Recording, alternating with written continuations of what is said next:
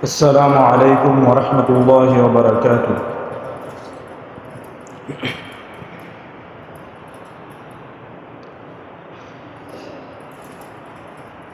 الحمد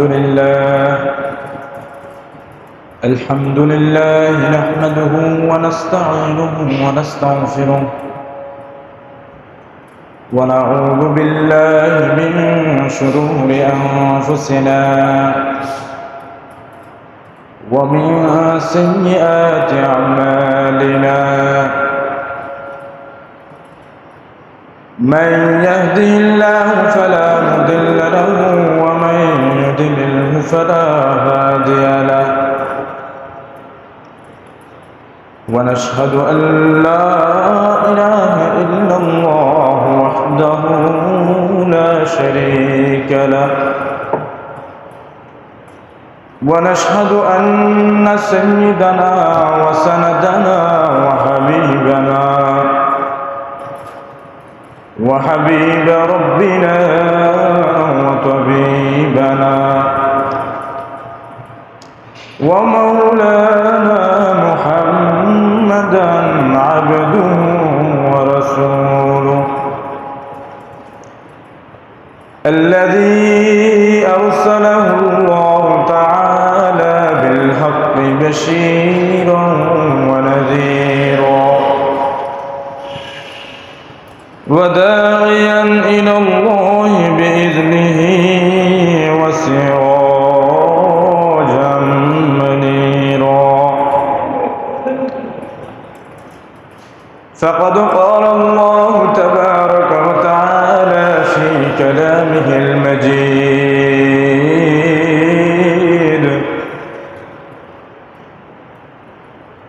أعوذ بالله من الشيطان الرجيم.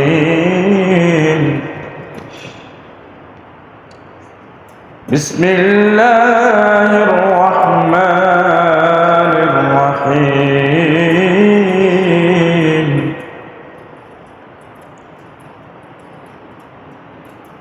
الذين ينفقون أموالهم بالليل والنهار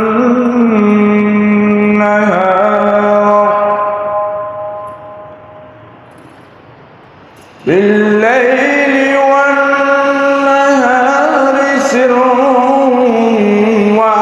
وعلانية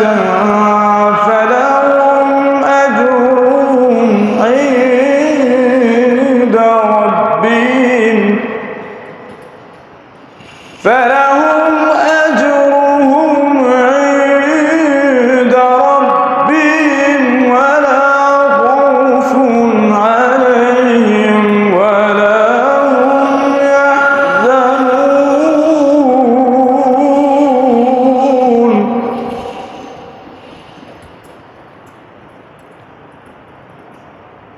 وقال الله سبحانه وتعالى في موضع آخر: أعوذ بالله من الشيطان الرجيم. الذين يقيمون الصلاة ومما رزقناهم ينفقون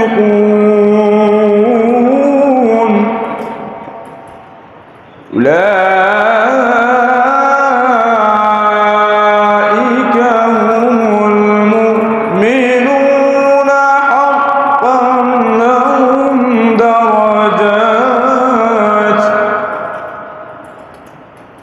لهم درجات عند ربهم ولا خوف عليهم لهم درجات عند ربهم ومغفرة ورزق كريم.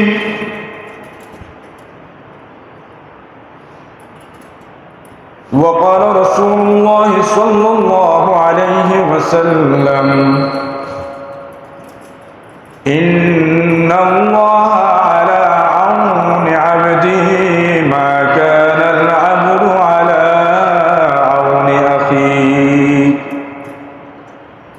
صدق الله العلي العظيم وصدق رسوله النبي الكريم ونحن على ذلك لمن الشاهدين والشاكرين والحمد لله رب العالمين سبحانك لا علم لنا إلا ما علمتنا إنك أنت العليم الحكيم সকলে দুরূদ ইব্রাহিম পাঠ করি আল্লাহুম্মা সাল্লি আলা মুহাম্মাদিন ওয়া আলা আলি মুহাম্মাদ কামা সাল্লাইতা আলা ইব্রাহিম ওয়া আলা আলি ইব্রাহিম ইন্নাকা হামিদুম মাজিদ আল্লাহুম্মা বারিক আলা وعلى آل محمد كما باركت على إبراهيم وعلى آل إبراهيم إنك حميد مجيد معزز حاضرين সম্মানিত মুসল্লিয়ান ইকরাম মুরব্বিয়ান আযম আল্লাহ রাব্বুল আলামিনের লাখ কোটি শুকরিয়া যিনি আমাদেরকে সমস্ত বিপদাপদ এবং সমস্ত কাজ থেকে ফারেক করে শুক্রবার জুমার দিন পবিত্র এই দিনে রব্বুল আলামিন আমাদেরকে আগে এসে মসজিদে হাজির হওয়ার তৌফিক দান করেছেন। এই জন্য আমরা অন্তরস্থল থেকে ভক্তি সহকারে উচ্চ কণ্ঠে একবার কালিমাতুশ শুকরিয়া জ্ঞাপন করছি, বলি আলহামদুলিল্লাহ। ভাইরা আমার, আল্লাহ রাব্বুল আলামিন এই গোটা আলম, গোটা জগৎকে তিনি পরিচালনা করেন। হাওয়া, বাতাস, বৃষ্টি, রোদ সব কিছুই আল্লাহ রাব্বুল আলামিনের অনুকূলে তিনি যেভাবে চান সেভাবে এটাকে নিয়ন্ত্রণ করেন। দেখা যায় মাঝে মাঝে এমন পরিস্থিতি হয় যে বৃষ্টি আর বৃষ্টি, বৃষ্টি লাগছে তো আর থামবেই না। আর মাঝে মাঝে এমন অবস্থা দেখা যায় অনাবৃষ্টি হতে হতে বৃষ্টির কোনো নাম নিশানা নেই। আল্লাহ রাসূল সাল্লাল্লাহু আলাইহি ওয়াসাল্লাম যখন একেবারে অনাবৃষ্টি হতো তখন তার কাছে এসে সাহাবা একরাম রাদিয়াল্লাহু আনহুম আজমাইন দোয়া চাইতেন, ইয়া রাসূলুল্লাহ, আমাদের জন্য আপনি বৃষ্টির দোয়া করেন। আমাদের গরু, ছাগল, গবাদি পশু সবাই কষ্ট পাচ্ছে। বুখারী শরীফের হাদিস, আল্লাহ রাসূল সাল্লাল্লাহু আলাইহি ওয়াসাল্লাম এক জুমাতে দোয়া করলেন, এরপর অপর জুমা পর্যন্ত এই বৃষ্টি লাগাতার চলতে থাকলো। এরপরের জুমাতে এসে সাহাবা একরামরা আবার এসে রাসূল সাল্লাল্লাহু আলাইহি ওয়াসাল্লামকে আরজ করলেন, ইয়া রাসূলুল্লাহ, আপনি তো দোয়া করলেন, এখন আল্লাহ রাব্বুল আলামিন আপনার দোয়া এত বেশি কবুল করেছেন যে গোটা সপ্তাহ আমাদের বৃষ্টি আর বৃষ্টি, এখন আর সব কিছু মনে যেন ডুবে যাচ্ছে।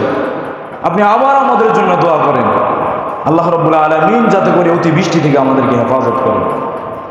তো রাসূল সাল্লাল্লাহু আলাইহি ওয়াসাল্লাম জুমার দিন দোয়া করলেন, আল্লাহ রাব্বুল আলামিন এরপর বৃষ্টি আবার উঠে নিলেন।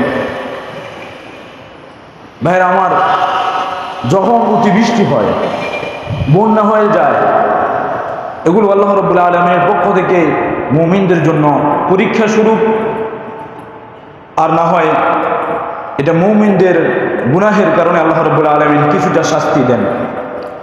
সূরা নূরের মধ্যে আল্লাহ রাব্বুল আলামিন এই বিষয়টা স্পষ্ট করে বান্দাদেরকে জানিয়ে দিয়েছেন দুনিয়ার মধ্যে যত সব বিপর্যয় ছড়িয়ে পড়ে জল এবং স্থলের মধ্যে, সব কিছু এগুলো মানুষের হাতের কামায়। কার কামায়? মানুষের হাতের কামায়। মানুষ যখন গুনাহ করতে করতে সীমা লঙ্ঘন করে ফেলে, তখন আল্লাহ রাব্বুল আলামিন তাদেরকে তার গুনাহের প্রায়শ্চিত্ত হিসেবে দুনিয়ার কিছু আযাব দেন, যাতে করে বান্দা বুঝে এবং আল্লাহ রাব্বুল আলামিনের পথে আবার ফিরে চলে আসে। রব্বুল আলামিন বলেন, আউযু বিল্লাহি মিনাশ শাইতানির রাজীম, যাহারাল ফাসাদু ফিল বাররি ওয়াল বাহরি বিমা কাসাবাত আইদিন নাস।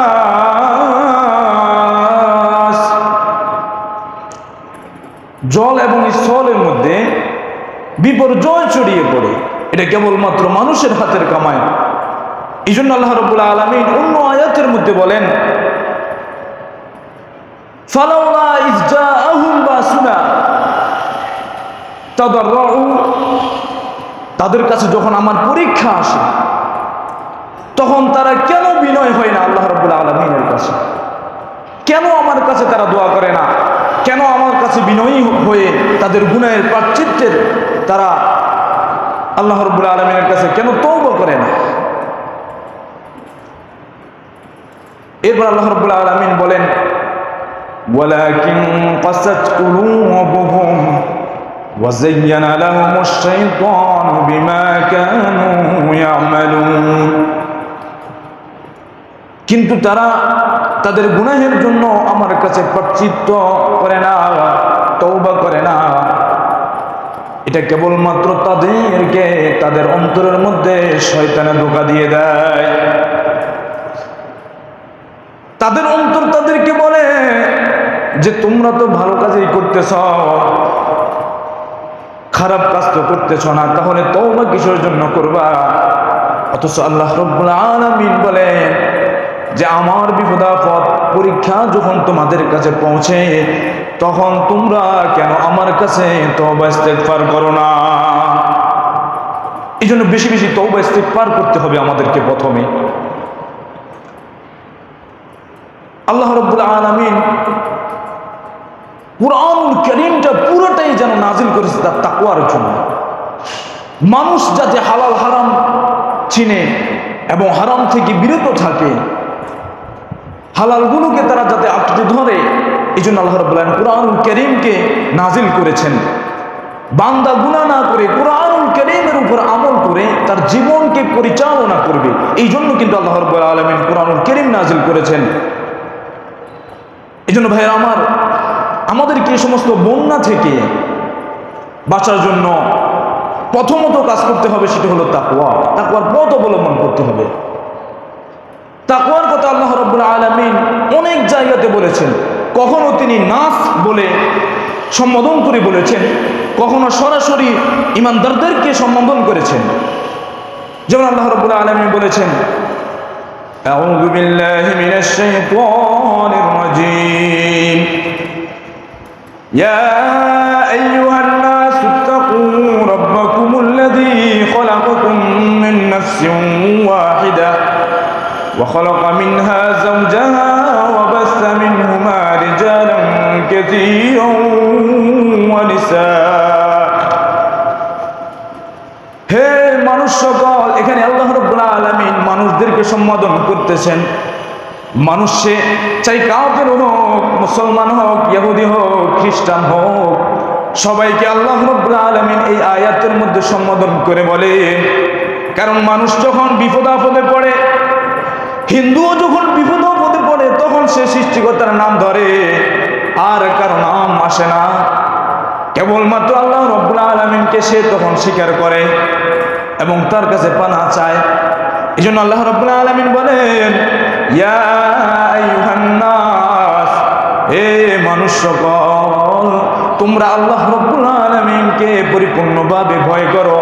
ওই আল্লাহকে ভয় করো যিনি তোমাদেরকে একজন আদম থেকে সৃষ্টি করেছেন এবং এরপর আদম এবং হাওয়া থেকে তোমাদেরকে পরিপূর্ণভাবে এই দুনিয়ার মধ্যে বিচরণ করিয়েছেন। অন্য জায়গার মধ্যে আল্লাহ রাব্বুল আলামিন বলেন, ইয়া আইয়ুহাল্লাযীনা আমানু তাকুল্লাহ তুকাতিহি ওয়া লা তামুতুন্না ইল্লা ওয়া আনতুম মুসলিমুন। হে ঈমানদারগণ, তোমরা তাকওয়ার পথ অবলম্বন করো। ঈমানদার শুধুমাত্র মুখে ঈমান আনলে হবে না, অন্তরেও ঈমান আনা লাগবে, তাকওয়ার পথ অবলম্বন করা লাগবে। হাক্কা তুকাতিহি, পরিপূর্ণভাবে তোমরা তাকওয়ার পথ অবলম্বন করো। ওয়া লা তামুতুন্না, আর অবশ্যই তোমরা যেন মৃত্যুবরণ না করো। ওয়া আনতুম মুসলিমুন, মুসলমান না হয়ে যেন তোমরা কখনো মৃত্যুবরণ না করো। আমার তাহলে প্রথমে আমাদেরকে তাকওয়ার পথ অবলম্বন করতে হবে। দ্বিতীয়ত কাজ আমাদের কি হবে? এই সমস্ত বিপদ আপদ যখন আমাদের উপর চেপে বসবে, দ্বিতীয়ত আমাদের কাজ হবে, আমরা যে সমস্ত ভাইরা বন্যার কারণে বিভিন্ন জায়গাতে ক্ষতিগ্রস্ত হয়ে গিয়েছে তাদেরকে আমরা সাহায্য করব। যাদের ঘর চলে গিয়েছে, অনেক ক্ষয়ক্ষতি হয়ে গিয়েছে, আমরা তাদের ঘর পুনর্নির্মাণ করে দিব এবং তাদেরকে অনেক সাহায্য করব। খাওয়া দিয়ে হোক, পরামর্শ দিয়ে হোক, অর্থ দিয়ে হোক, আমরা তাদেরকে সাহায্য করব। এটাই আল্লাহ রাব্বুল আলামিনের নির্দেশ। এখানে দেখেন এক বিষয়, মানুষ যখন বিপদে পড়ে, চাই সে খ্রিস্টান হোক, ইহুদি হোক অথবা অন্য কোনো ধর্মের হোক, বিপদে যখন পড়বে তখন ইসলামের নির্দেশ হলো সে মানুষটাকে বাঁচানো। এখানে কোনো ধর্মের কোনো বিষয় নেই যে মুসলমান হলে আপনাকে বাঁচাতে হবে, অন্য ধর্মের হলে বাঁচাতে পারবেন না, এমনটা নেই। এটাই হলো ইসলামের এক্সক্লুসিভ সৌন্দর্য।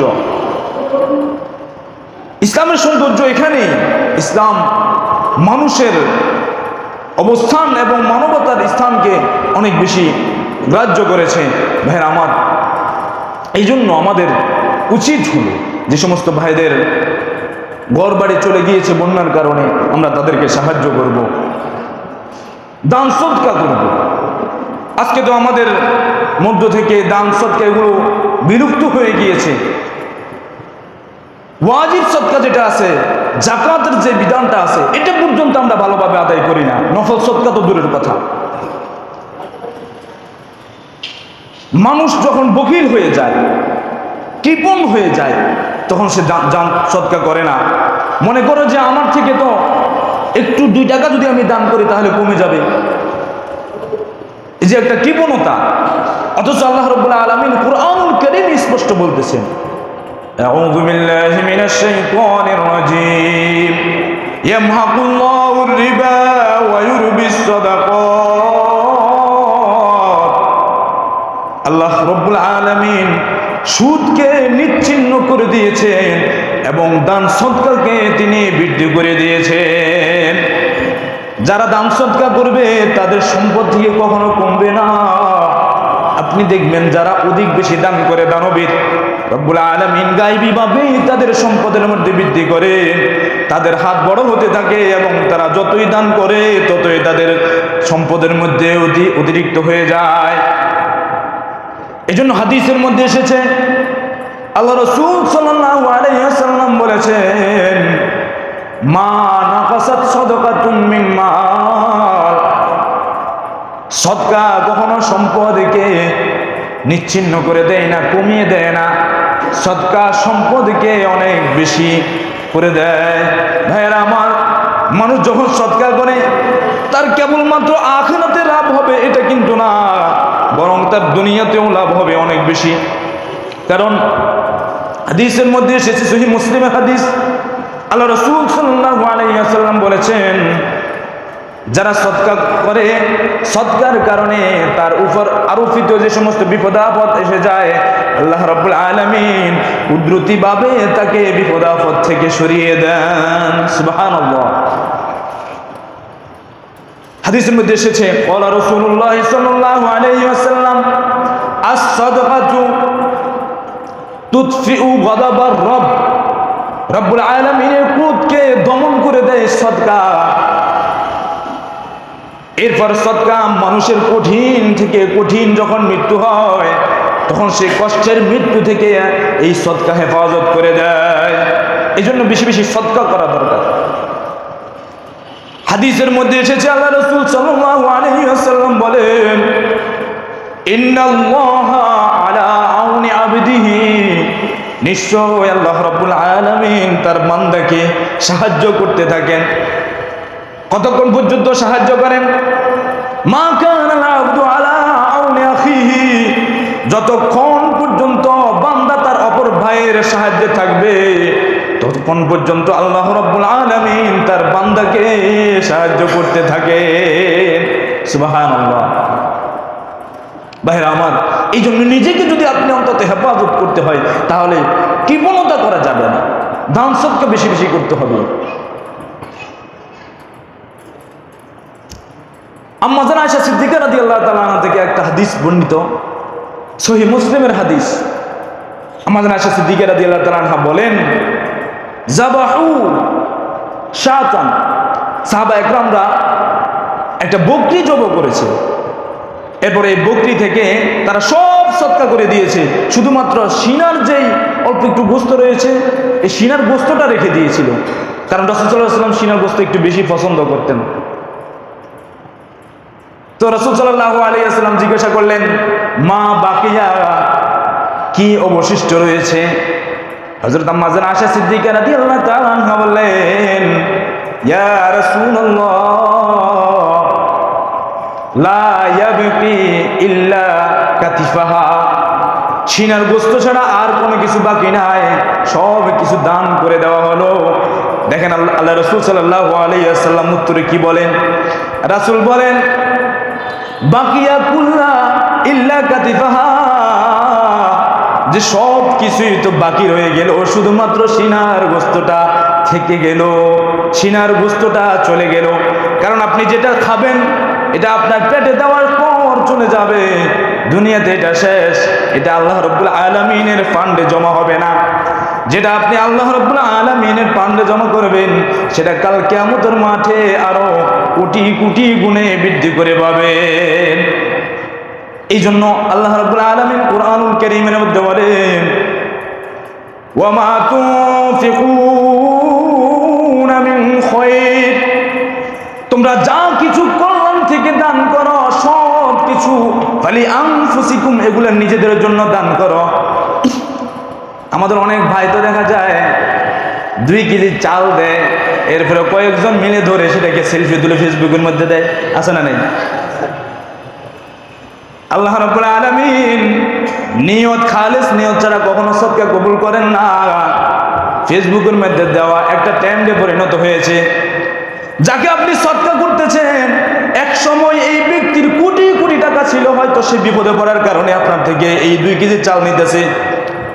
আপনি যেভাবে সেলফি তুলছেন এই ব্যক্তি অন্তরের মধ্যে সংকোচ বোধ করতেছে, কাল কিয়ামতের মাঠে আল্লাহ রাব্বুল আলামিন এই ব্যক্তির অসহায়ত্বের কারণে আপনাকে কঠিনভাবে জবাবদিহিতার কাঠগড়ায় দাঁড়া করাবে। হুঁশিয়ার, খবরদার, মানুষকে দান করবেন এটা নিজের জন্য দান করবেন, আপনি আরেকজনের উপর মনে হয় আপনি দয়া দেখাইতেছেন। ফালি আনফুসিকুম, আল্লাহ রাব্বুল আলামিন বলছেন ফালি আনফুসিকুম, এগুলো তোমাদের নিজের জন্য তোমরা দান করতেছো, অন্যকে সাহায্য করতেছো যে এমনটা না। এরপর অন্য আয়াতের মধ্যে আল্লাহ রাব্বুল আলামিন কি বলেন দেখেন, রব বলেন, ওয়া ফি আমওয়ালিহিম হাক্কুন লিস-সাইলি ওয়াল মাহরুম, আর তোমাদের মালের মধ্যে, তোমাদের সম্পদের মধ্যে যারা গরিব মিসকিন রয়েছে তাদের জন্য হক রয়েছে। আপনি আমাকে বুঝে থাকলে বলবেন, যদি কারো হক আপনার থেকে পায় তাহলে আপনি এটা আবশ্যিকভাবে আপনি দিতে হবে তাকে। যেমন যাকাত, এটা আপনি তাকে দিতেই হবে, আপনি এটা থেকে বঞ্চিত থাকতে পারবেন না, না দিয়ে বাঁচতে পারবেন না। কারণ এই যাকাতটা যদি না দেন তাহলে আল্লাহ রাব্বুল আলামিন অন্য আয়াতের মধ্যে স্পষ্ট ধমকি দিয়েছেন। রব বলেন, ওয়াল্লাযীনা ইয়াকনিজুনা আয-যাহাবা ওয়াল ফিদ্দা, যারা স্বর্ণ রূপাকে গচ্ছিত করে রাখে, এগুলোকে দান করে না, ওয়ালা ইউনফিকুনাহা ফি সাবিলিল্লাহ, আল্লাহর রাস্তায় তারা দান করে না, কৃপণতা দেখায়।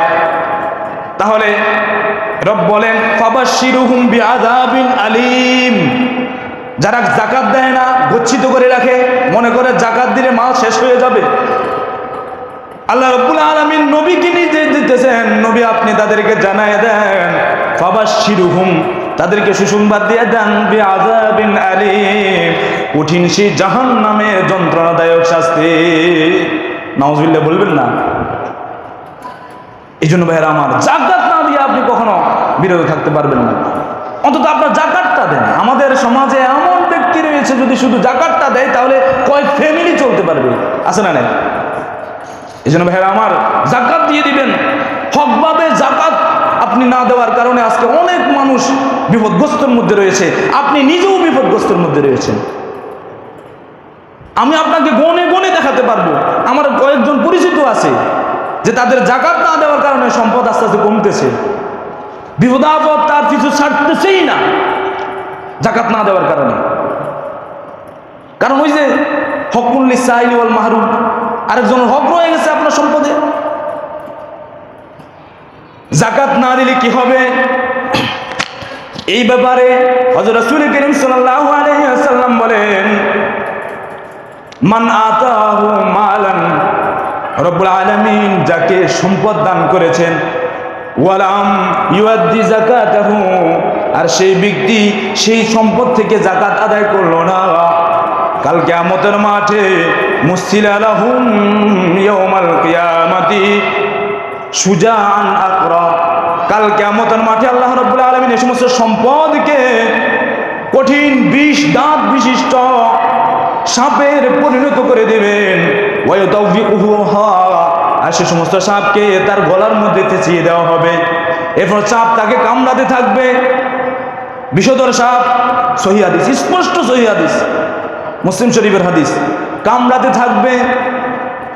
এরপর সে কি বলবে, আনা কামজুকা আনা মালুকা, আমি হলাম তোমার সম্পদ, তুমি যেটা গচ্ছিত করে রেখেছ, গরিব মিসকিনকে দাও না, মানুষ বিপদের মধ্যে পড়েছে, মানুষ কঠিন বন্যাতে আক্রান্ত হয়ে গিয়েছিল, তুমি দাও নাই, তোমার সম্পদ তুমি রেখে দিয়েছ, তুমি মনে করছো তোমার সম্পদ কমে যাবে, কৃপণতা দেখিয়েছ, সেই সম্পদ আজকে আল্লাহ রাব্বুল আলামিন আমাকে সাপের ন্যায় পরিণত করে আজকে তোমাকে ধ্বংসন করাচ্ছে।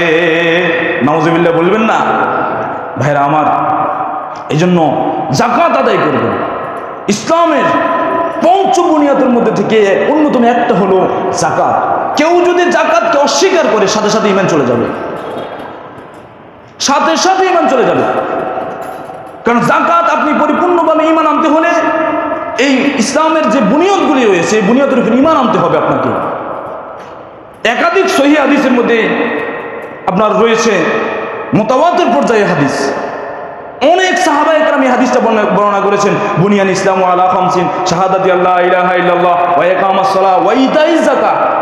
আর যেই যাকাতে আল্লাহ রাব্বুল আলামিন নামাজের কথা আলোচনা করেছেন, ঠিক আশপাশে দেখবেন কুরআনুল কারীমের মধ্যে আশপাশে দেখবেন যাকাতের কথাও আল্লাহ রাব্বুল আলামিন আলোচনা করছেন।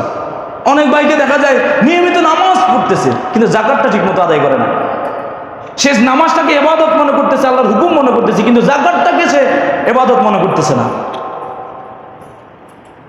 ধরা খাওয়ার জন্য প্রস্তুত হয়ে যাবেন ভাইয়েরা আমার। এই জন্য আগেভাগে ঠিক হয়ে যান। আপনার বিগত বছর যদি জাকাত দেওয়া থেকে যদি আপনি বিরত থাকেন, তাহলে সেগুলোও দিয়ে দেন, না হলে কাল কিয়ামতের মাঠে আল্লাহ রাব্বুল আলামিন আপনাকে জিজ্ঞাসা করবেন। ভাইয়েরা আমার, সদকা দিলে তো সম্পদ কমে না, আসলে যেটা হাদিসের মধ্যে এসেছে, কুরআনুল কারীমে তো আল্লাহ নিজেও বলেন, ওয়ায়ুরবিস সাদাকাত, সদকা দিলে তোমার সম্পদ বাড়বে। মিয়া, সম্পদ বাড়া কে না চায়? এখন আমরা মনে করি যে জাকাত দিয়ে দিলে মনে হয় সম্পদ কমে যাবে, আর আল্লাহ রাব্বুল আলামিন বলেন জাকাত দিয়ে দিলে সম্পদ বাড়বে। ওয়ায়ুরবিস সাদাকাত। ভাইরা আমার, এই যে বিপদ-আপদ মানুষের মধ্যে লেগে থাকে, এগুলোর মধ্যে অন্যতম কারণ হলো মানুষ তার নিজের সম্পদকে ঠিকভাবে পরিচালনা করে না, গুনাহের মধ্যে নিমজ্জিত থাকে, গুনাহকে গুনাহই মনে করে না।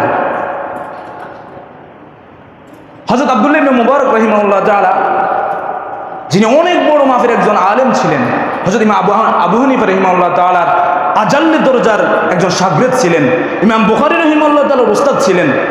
সে আব্দুল্লাহ ইবনে মুবারক রাহিমাহুল্লাহ তাআলার একটা ঘটনা আল্লামা ইবনে কাসির রাহিমাহুল্লাহ তাআলা তার বিখ্যাত কিতাব আল বিদায়া ওয়ান নিহায়ার মধ্যে উল্লেখ করেছেন। দেখেন, তিনি যখন হজে যেতেন তখন 1000 হাজিদেরকে নিয়ে তিনি হজ করতেন, সবার টাকা তিনি নিজেই দিয়ে দিতেন। তিনি যখন হজে যাচ্ছিলেন, যাইতে যাইতে হজ কাফেলা, আগে তো প্লেন টেলেন ছিল না, গাড়ি ঘোড়াও ছিল না, উট সফর ছিল আর হলো ঘোড়া সফর ছিল। হযরত আব্দুল্লাহ ইবনে মুবারক রাহিমাহুল্লাহ তাআলা তিনি যখন সফরে যাচ্ছিলেন, হজের সফরে, প্রতিমধ্যে তিনি ক্লান্তিকে দূর করার জন্য একটু বসলেন, সবাইকে 1000 হাজিদেরকে তিনি নিয়ে বসলেন, এখানে একটু ক্লান্তি দূর করবেন, বিশ্রাম নেবেন। তাদের সফরের মধ্য থেকে, কাফেলার মধ্য থেকে একটা পাখি মারা গেছে। হযরত আব্দুল্লাহ ইবনে মুবারক রাহিমাহুল্লাহ তাআলা এই পাখিটাকে মাসবালা, অর্থাৎ যেখানে ময়লা টয়লা ফেলানো হয়, ময়লা স্তূপ যেখানে, সেখানে ফেলে দিতে বলছেন। এটাকে বলা হয় মাসবালা। কিতাবের শব্দ। হযরত আব্দুল্লাহ ইবনে মুবারক রাহিমাহুল্লাহ তাআলা যখন এই পাখিটাকে মাসবালার মধ্যে নিক্ষেপ করতে বলেছেন, যখন সেটা ময়লার স্তূপের মধ্যে ফেলে দেওয়া হয়, একটা মেয়ে এসে সেই পাখিটাকে সেখান থেকে তুলে নিল। হযরত আব্দুল্লাহ ইবনে মুবারক রাহিমাহুল্লাহ তাআলা তিনি এই বিষয়টা লক্ষ্য করলেন, মেয়েটাকে কাছে ডাকলেন, কি হয়েছে মা, তোমার কি হয়েছে, তুমি এই মরা পাখিটাকে কেন নিতেছ? হযরত আব্দুল্লাহ ইবনে মুবারক রাহিমাহুল্লাহ তাআলা ওই মেয়েটাকে দেখলেন, ছোট মেয়ে, মনে হয় যেন কয়েকদিন পর্যন্ত খানা খায় না। সে মেয়ে বলল, আমার মা বাবা যুদ্ধের কারণে তারা নিজেরা মৃত্যুবরণ করেছে, আমার একটা ছোট ভাই রয়েছে আর আমি রয়েছি, আমাদের খানার আর অন্য কোনো পাথেও নেই। আজকে কয়েকদিন পর্যন্ত আমাদের জন্য মৃত খাওয়া হালাল হয়ে রয়েছে। মুহাম্মদ সাল্লাল্লাহু আলাইহি ওয়াসাল্লামের ধর্মে মৃত খাওয়া কিন্তু জায়েজ নাই। আল্লাহ রাব্বুল আলামিন কুরআনুল কারীমের মধ্যে বলেছেন, হুরিমাত আলাইকুমুল মাইতাতু ওয়াদ দামু ওয়া লাহমাল খিনজির, তোমাদের উপর মৃত খাওয়াকে আল্লাহ রাব্বুল আলামিন হারাম করে দিয়েছেন। কিন্তু এই আয়াতের শেষ অংশে আল্লাহ রাব্বুল আলামিন বলেছেন, ইল্লা বাগিন ওয়ালা আদ, তবে কেউ যদি অনুন্নাপায় হয়ে যায়, কোনো কিছু না পায়, মৃত্যুর আশঙ্কা করে, তাহলে মৃত খাওয়া তার জন্য হারাম হয়, যতটা পর্যন্ত জরুরত। মেয়েটি হযরত আব্দুল্লাহ ইবনে মুবারক রাহিমাহুল্লাহ তাআলাকে বললেন, হে আব্দুল্লাহ ইবনে মুবারক, আজকে কয়েকদিন পর্যন্ত আমাদের উপর মৃত খাওয়া হালাল হয়ে গিয়েছে, এখন আমরা এই পাখিটাকে নিব আর বাড়িতে সিদ্ধ করে খাবো। মেয়েটার কথা যখন শুনলেন হযরত আব্দুল্লাহ ইবনে মুবারক রাহিমাহুল্লাহ তাআলা চোখের পানি ছেড়ে দিলেন। তিনি বছরে 1000 হাজিকে তিনি হজ করান, তার টাকার কোনো অভাব নেই, এবং জিহাদের আমির তিনি, অনেক বড় একজন আলেম, লক্ষ লক্ষ হাদিসের হাফেজ তিনি। হযরত আব্দুল্লাহ ইবনে মুবারক রাহিমাহুল্লাহ তাআলা এই মেয়ের এই দুরবস্থা দেখে সাথে সাথে এই সফরটাকে তিনি স্থগিত করে দিলেন। আব্দুল্লাহ ইবনে মুবারক রাহিমাহুল্লাহ তাআলা তার সাথীদেরকে ডেকে বললেন, আমাদেরকে আবার যদি রেখে যেতে হয় তাহলে কয় দিরহাম লাগবে, কয় দিনার লাগবে? সাথীরা বলল, আমাদের 30 থেকে 40 দিরহাম যদি হয়ে যায় তাহলে এটা এনাফ, আর লাগবে না। আব্দুল্লাহ ইবনে মুবারক রাহিমাহুল্লাহ তাআলা তিনি সাথে সাথে তার কাছে 20,000 দিনার ছিল, ওই মেয়েটাকে সব দিনার দিয়ে তিনি হজে আর যাইলেন না, আবার তিনি রিটার্ন বাড়ির দিকে ফিরে গেলেন। এখানে আপনি আবার বলবেন যে হুজুর, তাহলে হজ তো ফরজ, তাহলে আব্দুল্লাহ ইবনে মুবারক রাহিমাহুল্লাহ হজ করলেন না, দান করে দিলেন, এটা কেন করলেন? এটার উত্তর হলো যে হজ হলো জীবনে একবার ফরজ। আপনি জীবনে যেই কোনো একবার যদি হজ করে ফেলেন তাহলে এটা আপনার আদায় হয়ে যাবে, কিন্তু বাকি সব হজ আপনার জন্য নফল। এই জন্য মুফতি ইকরাম বলেন, কোনো মানুষ যদি বিপদে আপদে পড়ে, আপনার পাশের ভাই কষ্ট করতেছে, বন্যায় আক্রান্ত হয়ে গিয়েছে, তার বাড়িঘর সব তছনছ হয়ে গিয়েছে, তাহলে আপনি হজে না গিয়ে তাকে যদি দান করেন তাহলে এটা সব বেশি। কথাটা বুঝতেছেন ভাইরা আমার? এই জন্য যেখানে হজের টাকা আপনি দান করে দিতে পারবেন, সেখানে জাকাতের টাকা তো আরো আগেই দান করবেন। এখানে একটা মাসআলা বলি, জাকাতের টাকা আপনি কাকে দিবেন? বন্যার্থ মানুষ যারা আছে এদেরকে যদি দেন তাহলে আপনার জাকাত আদায় হবে কিনা, এই বিষয়ে স্পষ্ট কথা হলো যে জাকাত যেহেতু ইবাদতের সাথে সংশ্লিষ্ট, এজন্য আপনি মুসলমানকে দিতে হবে, ধনী ব্যক্তিকে দিলে হবে না, গরিবকে দিতে হবে। তবে ওই ধনী ব্যক্তিকে আপনি দিতে পারবেন যে ধনী ব্যক্তির একদম সব কিছু নিচ্ছিন্ন হয়ে গিয়েছে বন্যার কারণে, এখন সেই ইবনু সাবিলের হুকুমে, মানে আর তার কাছে কিছুই নেই, আপনি তাকে দিতে পারবেন। তবে অমুসলিম যদি হয় তাহলে আপনি নফল সদকা তাকে দিতে পারবেন, কারণ নফল সদকা অমুসলিমকেও দেওয়া যায়। ওয়াজিব সদকা যেটা আছে এটা আপনি মুসলমান ছাড়া দিতে পারবেন না। ভাইরা আমার, আমাদের একজন ভাই আমাকে বলেছিলেন মানে সুদের হুকুমটা বর্ণনা করতে। আমি গত সপ্তাহের আগের সপ্তাহে সুদের বিধানটা নিয়ে আলোচনা করেছিলাম, আপনারা খেয়াল করেছেন। উনি হয়তো ছিলেন না, এই জন্য আমি আজকে আপনাদের কাছে খোলাসাভাবে সুদের বিধানটা আমি বলে দেই। অনেকে দেখা যায় সুদের বিধান ভালো ডিপলি জানেন না। একদম স্পষ্ট কথা হলো, সুদ এটা একদম কাটটা হারাম। কেউ যদি হারাম না মনে করে তাহলে ইমান শেষ, মুসলমানের মধ্যে আর থাকবে না। কথাটা বুঝতেছেন? আর কেউ যদি হারাম মনে করে ঠিক কিন্তু খায়, তাহলে সে হারাম কাজ করবে এবং ফাসিক। এই ব্যক্তির হুকুম হলো সমাজ থেকে একে বয়কট করা হবে। কোনো মুসলমান তার সাথে ক্রয় বিক্রয় কোনো কিছুই করতে পারবে না। এই জন্য ফুকায়ে কেরাম মাসালা লেখেন, কারো যদি টাকার মধ্যে পরিপূর্ণভাবে সুদ থাকে, সুদ তাকে পরিপূর্ণভাবে বেষ্টন করে নিয়েছে, তাহলে এই ব্যক্তির হুকুম হলো এই ব্যক্তিকে কোরবানির ভিতরে ঢুকানো যাবে না। এই ব্যক্তিকে যদি আপনি কোরবানির অংশীদার করেন তাহলে আপনার কোরবানি হবে না। কথাটা বুঝতেছেন? এই জন্য সুদ থেকে আমরা হেফাজত থাকবো ইনশাল্লাহ। আমি তো জানি না কারা সুদ খায় আর কারা খায় না, তাও বলে রাখি। আর যারা সুদ খেয়েছে আগে ভুলে বলে, এখন ধরেন তওবা করে ফেলেছে, নিজের ভুল নিজে স্বীকার করেছে, তাহলে এই ব্যক্তিকে আবার তিরস্কার করবেন না, খবরদার। কারণ আল্লাহ রাব্বুল আলামিন বলেছেন ইল্লা মান তাবা ওয়া আমিলা আমালান সালিহা। কিন্তু যারা পরিপূর্ণভাবে সুদ থেকে ফিরে আসে, আগে খারাপ কাজ করছে বুঝে নাই বেচারা, এখন হয়তো তওবা করে ফিরে আসছে, তাহলে আপনি তাকে তিরস্কার করতে পারবেন না।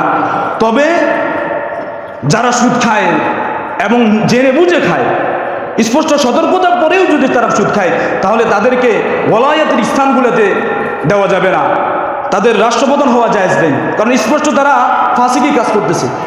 এরপর বিভিন্ন মানুষের যেই কর্ণধার রয়েছে, চেয়ারম্যান বলেন, মেম্বার বলেন, এগুলি হওয়াও জায়েজ নেই।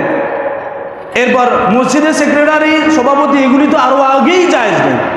কথাটা বুঝতেছেন? কারণ মসজিদ তো এটা আল্লাহ রাব্বুল আলামিনের সাথে সংশ্লিষ্ট, এখানে কোনো ফাসিক ফুজ্জারের কোনো জায়গা নেই, তাকেও দেওয়া হবে না। এটা হবে একমাত্র সেই ব্যক্তি, এই মসজিদের সভাপতি, সেক্রেটারি যারা হবেন, এরা একমাত্র আল্লাহর ভীরু হতে হবে, হারাম থেকে স্পষ্টভাবে বিরত থাকতে হবে।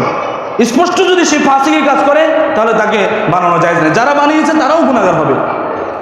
ভাইরা আমার, আমি সুদের বিধানটা আপনাদের সামনে আলোচনা করলাম, তো এটা হলো মাত্র কেবল আলোচনা বা মাসালাটা বর্ণনা করা। এই জন্য ভাইরা আমার, যদি কারোর মধ্যে এই দোষটা থাকে তাহলে আপনি আল্লাহর ওয়াস্তে ফিরে আসেন। সুদ এত মারাত্মক একটা জিনিস, হাদিসের মধ্যে এসেছে, ছোট্ট একটা হাদিস বলে আমি শেষ করে দিতেছি। রাসূল সাল্লাল্লাহু আলাইহি ওয়াসাল্লাম বলেন, লাইলাতুল মুসরিয়া আলাইয়া, যখন আমাকে মেরাজের রজনীতে নিয়ে যাওয়া হলো বাইতুল মুকাদ্দাসে, সেখান থেকে জান্নাত জাহান্নামে, তখন আমি জাহান্নামে যখন যাই, তখন একজন ব্যক্তিকে দেখি কয়মুন আলা নাহরি দমিন, একজন ব্যক্তি সে রক্তের সাগরের মধ্যে সে দাঁড়িয়ে আছে। আরেকজন দানবের মতো বিশাল বড় দেহের অধিকারী, সে একটা পাথর নিয়ে দাঁড়িয়ে আছে। আর ওই ব্যক্তি যখন মাঝখান থেকে আসে, তখনই সে পাথর মেরে আবার তাকে দূরে সরিয়ে দেয়, সে আর কাছে কিনারে আসতে পারে না। রাসূল সাল্লাল্লাহু আলাইহি ওয়াসাল্লাম জিবরাইলকে জিজ্ঞাসা করলেন, হে জিবরাইল, এ কে? রাসূল সাল্লাল্লাহু আলাইহি ওয়াসাল্লামকে সে উত্তর দিল, এই ব্যক্তি হলো সুদখোর। সুদ এত মারাত্মক একটা গুনাহ, যারা সুদের কাজে সাহায্য করবে তাদের ব্যাপারে রাসূল সাল্লাল্লাহু আলাইহি ওয়াসাল্লাম বলেছেন সমান গুনাহগার তারা। লাআনাল্লাহু আলা শাহিদির রিবা আলা আকিলির রিবা ওয়া শাহিদাইহি ওয়া কাতিবাইহি, যারা সুদের হিসাব কিতাব লেখে তারাও সমান গুনাহগার। রব্বুল আলামিন সর্বদাই তাদেরকে লানত করতে থাকেন। এজন্য ভাইরা আমার, আমাদের এই সমাজটা যদি আমরা পরিপূর্ণ গঠন করতে হয়, তাহলে আমাদেরকে এই সমস্ত হারাম কাজগুলো থেকে বিরত থাকতে হবে। সুদের বিধান জেনে বুঝে আমরা সুদ থেকে ফিরিয়ে আসতে হবে। সুদ স্পষ্ট আল্লাহ রাব্বুল আলামিন বলেছেন, সুদ এটা ধ্বংস করে দেয় মানুষকে। সদকা করেন, তাহলে সদকা মাল বৃদ্ধি পাবে। আমি এরকম অনেক মানুষকে দেখেছি যারা সদকার কারণে আল্লাহ রাব্বুল আলামিন বড় বানিয়ে দিতেছে, দানবীর হইতেছে, আরো বড় দানবীর হইতেছে। আল্লাহ বানাই দিচ্ছেন। কারণ সদকা এটা কখনো মাল সম্পদ কমায় না, সুদ মাল সম্পদ কমিয়ে দেয়।